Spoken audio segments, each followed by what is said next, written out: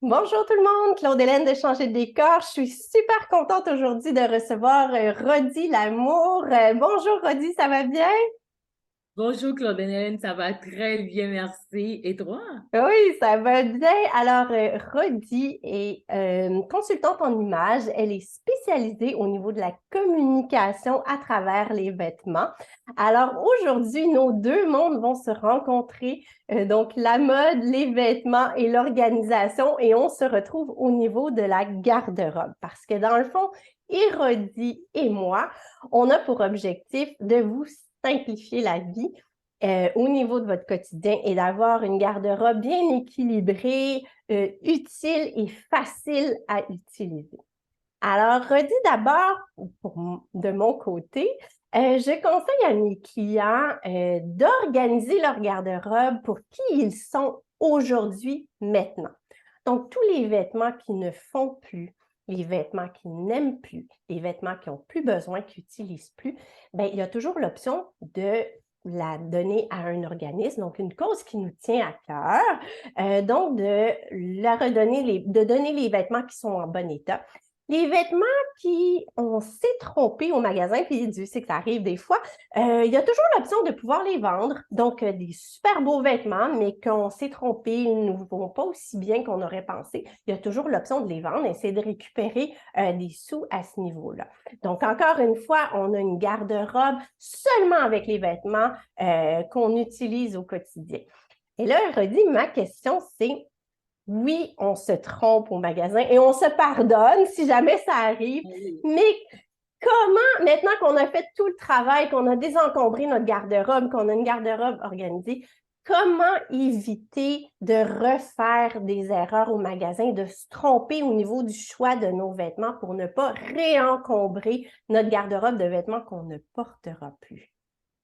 Bon, voici Claudine. Premièrement, je dois dire à tous que avec le travail de Claude-Hélène d'organiser la garde-robe, c'est un des moments où nous gagnons beaucoup plus en lumière. Parce que en image, c'est pas seulement d'aller acheter des morceaux, mais aussi notre état d'âme qui va influencer sur notre façon d'être. Donc, quand nous faisons le tri, il y a ce détachement avec ceux dont on n'a pas besoin pour comme accueillir le positif qui va être dans notre présent. Qu'est-ce que j'ai besoin de maintenant? Qu'est-ce que je fais maintenant? Et en enlevant les morceaux qu'on n'a pas besoin, on se débarrasse souvent de sentiments comme oh, ça me rappelle de choses pas trop intéressantes. Donc, ça veut dire on fait de la place pour du nouveau. Donc maintenant que c'est fait, Claude-Hélène est déjà passée, on a tout arrangé, c'est important que nous fassions l'inventaire. L'inventaire, je ne dis pas qu'on va faire l'inventaire comme à la bibliothèque qui ont tout un système. Hein. Moi, un notepad, ça peut suffire. Une petite feuille Excel, ça peut suffire. Et une feuille aussi, un cahier, c'est correct. Mais ce processus de se dire combien d'éléments qu'on a, ceci nous permet de nous connecter avec ce qui existe. Parce que quand nous allons dans les magasins, nous avons tendance à retourner vers les morceaux que nous avons aimés. Des fois, le morceau, on l'a à la maison, on la rachète, on oublie que c'était déjà là. Donc, moi, comme consultante en image, je dois protéger vos ressources. Donc, les ressources, si vous les avez bien, c'est pas pour aller répéter les mêmes morceaux. Donc, je reprends, après le passage de Claude-Hélène, on fait l'inventaire pour être conscient de ce que nous avons. Si nous avons une jupe qui n'a pas de blouse, on va acheter une blouse complémentaire. Donc, ceci dit, quand on va aller en magasin, on ne va pas acheter des morceaux singletons qui vont demander qu'on achète d'autres morceaux pour les rendre utiles, sinon qu'on va aller chercher des éléments qu'on peut combiner avec ce qui existe déjà. Donc, premier conseil. Disons, deuxième conseil. Donc, premier conseil, on fait l'inventaire de ce qui existe pour savoir qu'est-ce qu'il y a. Le deuxième point, quand on va aller en magasin, on va penser qu'est-ce que nous avons à la maison pour que les morceaux soient complémentaires. Et maintenant, probablement dans ces deux conseils qui viennent, peut-être que si vous n'êtes pas habile avec cette partie-là, je pourrais toujours vous aider. C'est dans le choix des couleurs. Est-ce que les couleurs vous vont? Parce que des fois, on est très guidé par les magazines, les tendances, et puis on le voit très beau dans la vitrine si nous sommes visuels. Et puis, on peut penser que c'est correct, mais l'important, c'est de savoir est-ce que ce sont des couleurs qui nous vont et même si les couleurs nous vont, est-ce que nous les aimons? Parce que, Bon point, oui. oui, parce que des fois, moi, je peux dire à quelqu'un, cette couleur vous va, mais si la personne n'est pas du même avis, elle est libre de ne pas la porter.